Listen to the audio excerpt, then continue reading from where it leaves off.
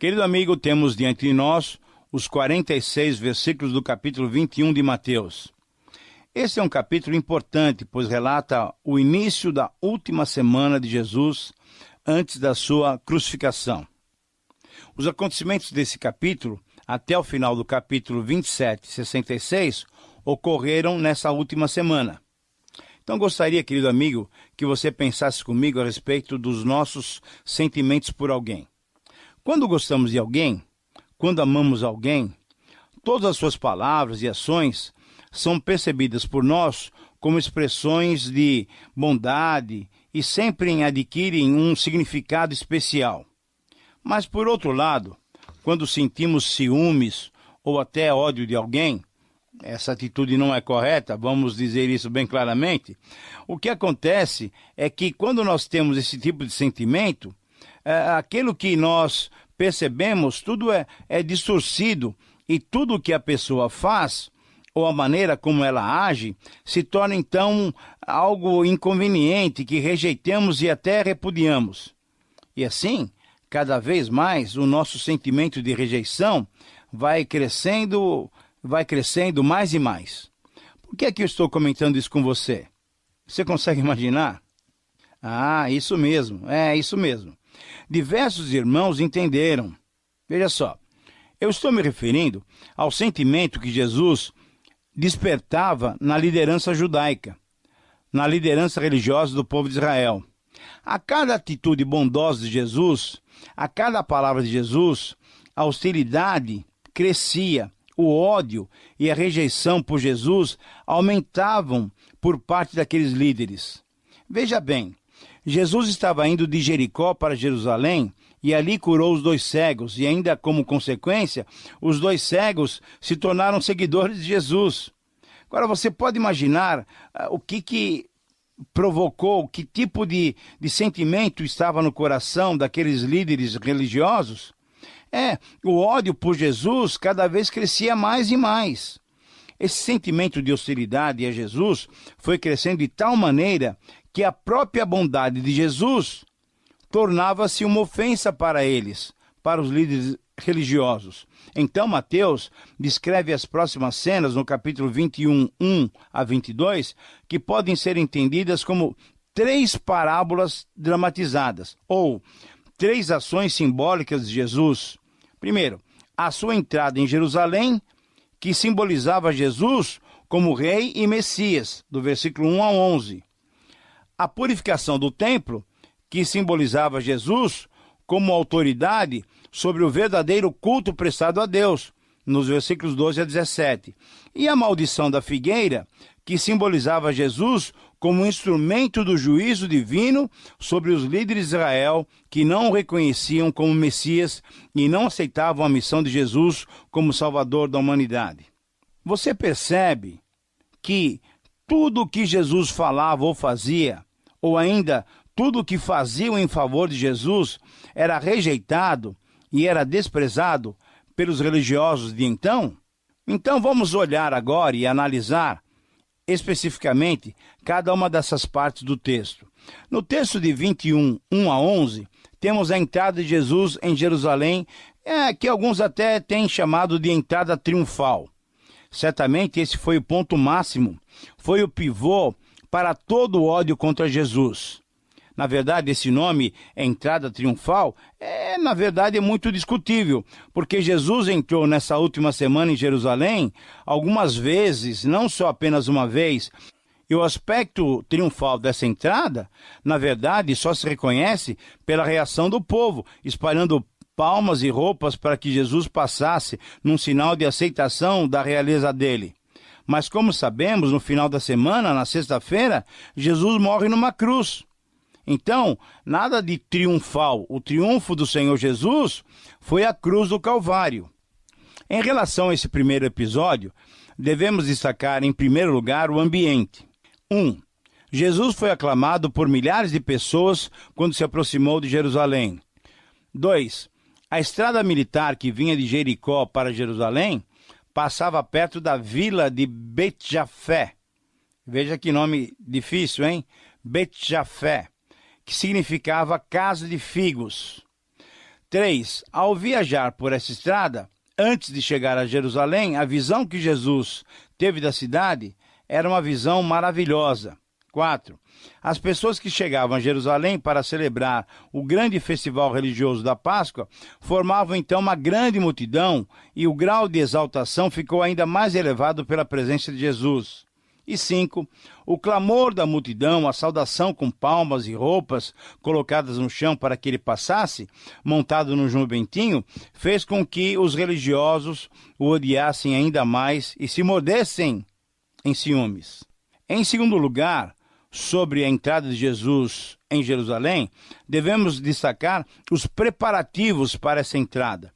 1. Jesus ordenou que 2 dos seus discípulos fossem à aldeia pegar um jumentinho para servir de montaria. 2. Eu tenho ouvido muitos dizerem que esse de fato é um milagre. Mas olha, eu acho que aqui não se trata de algo milagroso, não. É algo perfeitamente normal e natural. Algo bem simples. Certamente, quando Jesus esteve em Jerusalém pela última vez, havia falado com seus amigos a respeito da sua necessidade, da sua visita posterior em Jerusalém e queria realmente entrar em Jerusalém com um jumentinho. Então, não tem nada de milagroso aqui. Apenas um tratamento anterior. Tudo foi combinado com o dono daqueles animais já anteriormente. 3. Através desse fato, cumpria-se a profecia que previa que o Messias viria montado num animal de carga. E assim, quem quisesse poderia perceber em Jesus, a presença do Messias, como rei justo e salvador humilde, conforme Zacarias 9:9. 4. A intenção de Jesus pode ser percebida ao lembrarmos que a escolha por um jumentinho, comparado aos cavalos que simbolizavam a guerra, as conquistas e o poder, essa escolha foi muito significativa, pois esse animal de carga era modesto e simbolizava os tempos de paz. E 5. Destaca-se também nesses preparativos para a Páscoa, para a entrada em Jerusalém, a obediência dos discípulos e o detalhe de colocarem suas próprias vestes sobre o jumento para que Jesus o montasse. Agora, em terceiro lugar, ainda com relação à entrada de Jesus em Jerusalém, nós vamos destacar a recepção de Jesus por parte da multidão. 1. A multidão foi fervorosa em recepcionar a Jesus, e mesmo com alguns perguntando quem é esse, e outros identificando-o como o profeta Jesus de Nazaré, da Galileia, mesmo sem se dar conta, a multidão estava simbolicamente recebendo Jesus como o rei dos judeus. 2. Ao chamarem Jesus de filho de Davi, aquele que vem em nome do Senhor, eles estavam, na verdade, desejando que Jesus fosse o Messias prometido e aguardado. 3. Ao clamarem Hosana, demonstravam o significado profundo, o desejo profundo dessa palavra. Salve-nos agora! Socorra-nos, ó Rei! Conforme nós lemos lá em 2 Samuel 14:4. Isto é, a multidão expressava o desejo de libertação. 4. Esse clamor do povo foi uma citação do Salmo 118, 25 a 27. Mas, 5. Nessa aclamação, a multidão demonstrou a esperança messiânica que havia na época. Perceba só, a esperança messiânica era uma expectativa de uma libertação do domínio do jugo romano, e não a salvação, a libertação espiritual que Jesus estava oferecendo. E por isso mesmo, nós sabemos, dias depois, é que pediram então a sua morte na cruz. Querido amigo, como é que você tem respondido à pergunta, quem é este? Você tem respondido como a multidão, que sem pensar, esperava um libertador de problemas materiais? Ou você tem respondido como fez Pedro, por revelação divina? Tu és o Cristo, o Filho do Deus vivo, conforme estudamos em Mateus 16:16, e, Senhor, para quem iremos nós? Só Tu tens as palavras de vida eterna, e nós temos crido e conhecido que Tu és o Santo de Deus, conforme João 6, 68 e 69. Ah, querido amigo, Dessa resposta, você deve saber disso. Dessa resposta depende a sua, a minha, depende a nossa eternidade. Mas vamos estudar agora o segundo episódio nesse capítulo 21. Nos versos 12 a 17, encontramos Jesus já no templo. Nas grandes festas, na Páscoa, tabernáculos, Pentecostes, pães asmos, dia do perdão, dia da dedicação. Nessas grandes festas em Jerusalém, os judeus da dispersão vinham de Roma, de Éfeso, de Alexandria, enfim, de todos os lugares para adorar no templo. Esses peregrinos que faziam longas viagens, ao invés de trazerem consigo, preferiam comprar os animais para os sacrifícios na própria cidade.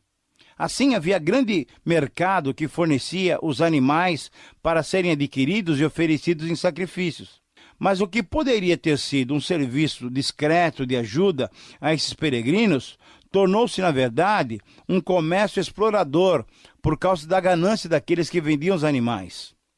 Mas, além disso, pelo fato do dinheiro oferecido no templo ter de ser específico, com a estampa do templo, havia também o serviço dos cambistas, que trocavam o dinheiro das regiões diversas do império, o dinheiro que os peregrinos traziam, pelo dinheiro aceito no templo.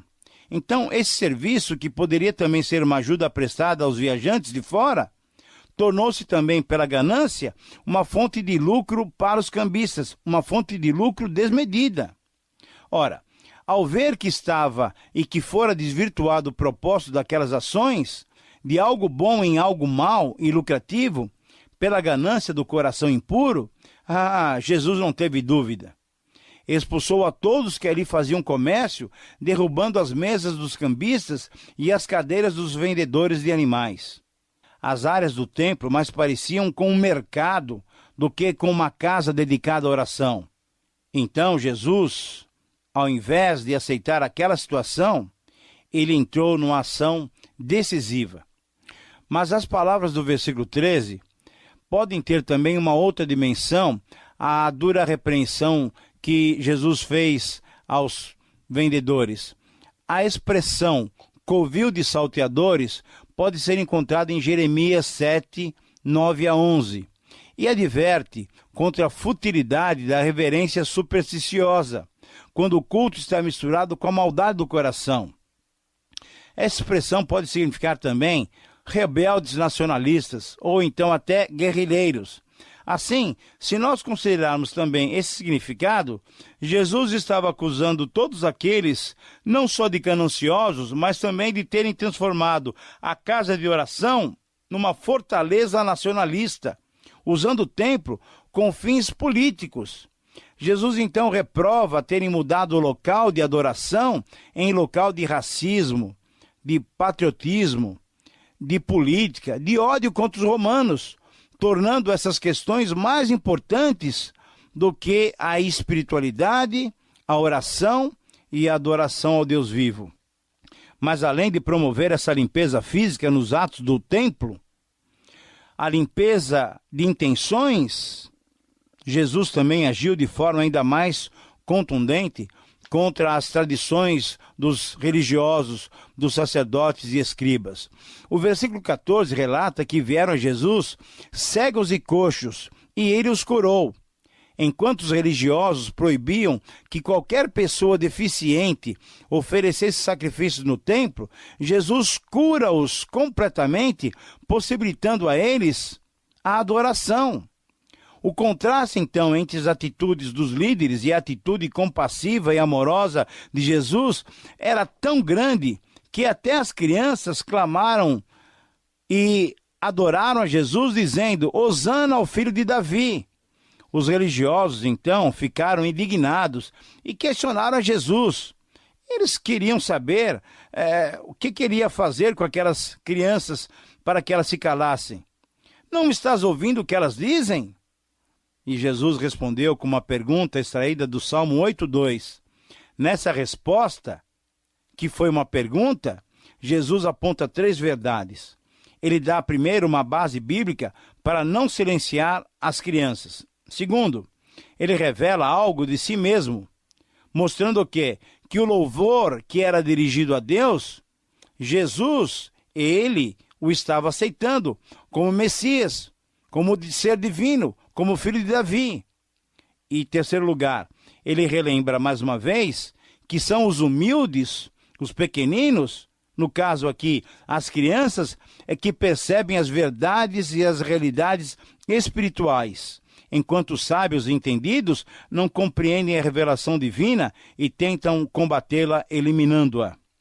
As crianças trazem de volta para o cenário do templo aquilo que a multidão mostrara na entrada da cidade. Essa atitude significava que a compreensão das suas palavras não poderia ser apenas racional. As crianças usadas por Deus estavam testemunhando, através da expressão Hosana ao que vem, ao filho de Davi, as crianças estavam testemunhando que em Jesus há verdadeira salvação. Ah, querido amigo, que nós possamos, como as crianças, louvar a Jesus, que nos traz essa tão maravilhosa salvação divina. Mas o texto prossegue e nos mostra nos versículos 18 a 22, Jesus, depois de ter passado a noite em Betânia, ir novamente para a cidade, e indo ao caminho para Jerusalém, ele teve fome, e vendo uma figueira, quis comer dos seus figos, mas só achou folhas, quando normalmente os frutos e as folhas apareciam ao mesmo tempo. Jesus, então, amaldiçoou e imediatamente a figueira secou. Diante da admiração e do comentário dos discípulos, Jesus lhes ensinou sobre o valor da fé. Jesus disse, em outras palavras, que a dúvida está em oposição direta à fé, de modo que ter fé significa o mesmo que não duvidar, mas essa fé não é algo indefinido. A fé genuína tem uma direção objetiva. Quem crer que lhe acontecerá aquilo que pede, em oração, obterá resultado, isto é, a fé verdadeira recebe aquilo que pede. A confiança em Deus não é uma arrogância presunçosa, não, mas é uma submissão à vontade de Deus. Então Jesus, também através desse milagre de amaldiçoar a figueira, ilustrou bem a rejeição de Israel, uma nação infrutífera, que apesar de todas as vantagens de que dispunha, ela não reconheceu em Jesus o Messias. A figueira fora amaldiçoada não apenas porque não tinha frutos, mas porque ela anunciava com as suas folhas algo que na realidade não existia, isso é, os frutos. Essa maldição da figueira demonstrava o julgamento que Israel teria por ter um culto hipócrita, um culto mentiroso, um culto enganador. Mostravam na aparência exterior um culto bonito e detalhado, mas Deus, que vê o interior, via que era um culto hipócrita e apenas tradicional e rotineiro. Assim, muito mais irritados ainda, conforme os versos 23 a 27, os principais sacerdotes e anciãos questionaram Jesus a respeito da sua autoridade para fazer todas aquelas ações e ainda ensinar ao povo. Querido amigo, Jesus então responde-lhes com um desafio. Eu responderei sobre a minha autoridade se vocês responderem a minha pergunta. De onde era o batismo de João Batista? Era do céu ou era dos homens? Querido amigo, como não souberam e não podiam responder, Jesus também não respondeu a eles. Mas esse episódio demonstra algo interessante e muito mais profundo.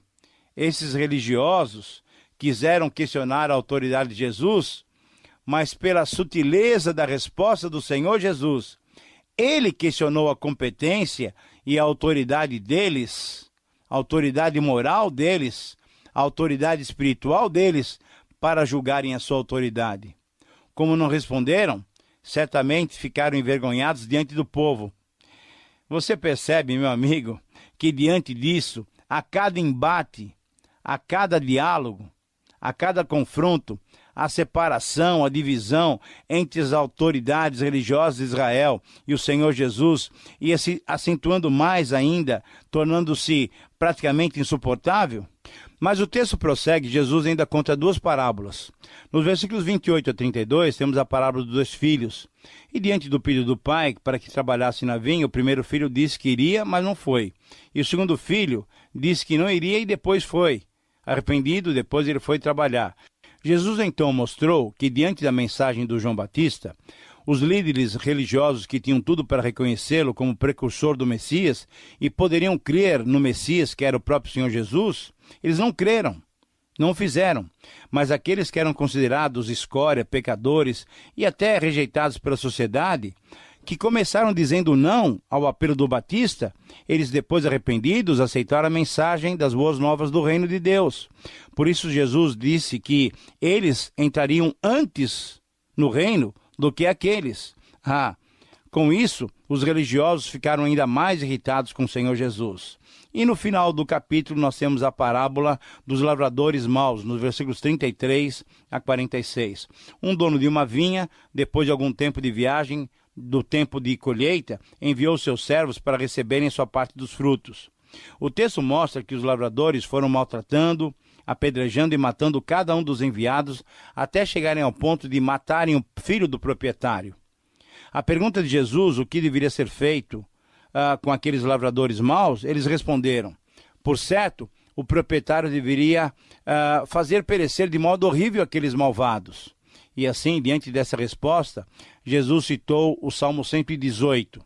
O ponto central é: se a pedra no Salmo apontava para Davi, que foi desprezado por Golias, pela própria família e por Samuel, um dia ele foi, por Deus, ungido rei de Israel, assim também Jesus, sendo rejeitado por todos, um dia seria ungido, tornando-se ele a pedra principal.